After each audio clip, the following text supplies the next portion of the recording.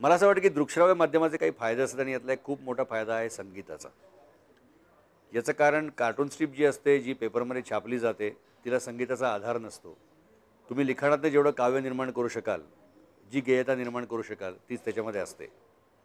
परंतु हा चित्रपट असल्यामुळे याच्यामध्ये त्याला संगीताची जोड देणं हे अत्यंत क्रमप्राप्त असं होतं आणि हा या मीडियमचा ॲडव्हांटेज आहे. तर या चित्रपटाकरता गाणी करण्याकरता मला जी द्वयी लाभली, म्हणजे सलील कुलकर्णी आणि संदीप खरे. तर संदीप खरेला तर आपण ओळखतो. खूप चांगल्या-चांगल्या कविता मुलांकरता करणारा, गीतं करणारा कवी म्हणून ओळखतो आणि संगीतकार म्हणून सलीलनी लहान मुलांची खूपच छान गाणी केलेली आहेत.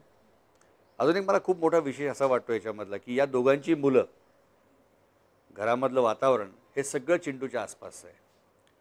त्यामुळे त्यांना सापडलेले शब्द हे त्यांच्या घरातले आहेत. चिंटूला चपखल बसणारे आहेत. भावनांना चपखल बसणारे आहेत आणि ते एक फार मोठं परिमाण या चित्रपटाला लाभलं आहे असं मला वाटतं.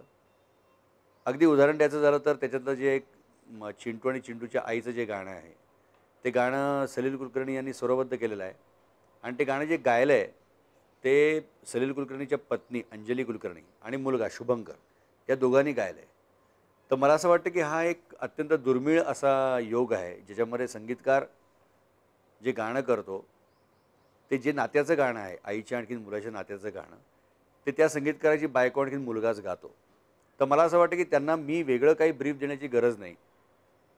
गायकच माझा मुलगा आहे, गायिकाच माझी आई आहे आणि संगीतकार माझे वडील आहेत. तर एक अख्खी फॅमिली त्या नात्याबद्दलचं एक्सप्रेशन काय देऊ शकते, याचं एक अत्यंत युनिक असं उदाहरण या चित्रपटातलं एक गाणं आहे, त्याच्यामध्ये आहे. आणि त्या दृष्टीने मला असं वाटतं, की ही जी एक संवेदनशीलता असते, बापाची संवेदनशीलता असते, आईची संवेदनशीलता असते, ही गायक-गायिकांना सांगण्याची गरज पडलेली नाही.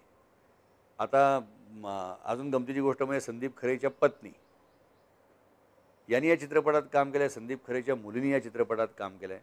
त्यामुळे मी असं सहज म्हणू शकतो, की एक सामायिक संवेदनशीलता या सगळ्यांमध्ये आहे आणि ती जी एक सिनर्जी सगळ्या लोकांमध्ये आहे, ती एक सिनर्जी या चित्रपटाला खूपच महत्त्वाची ठरेल.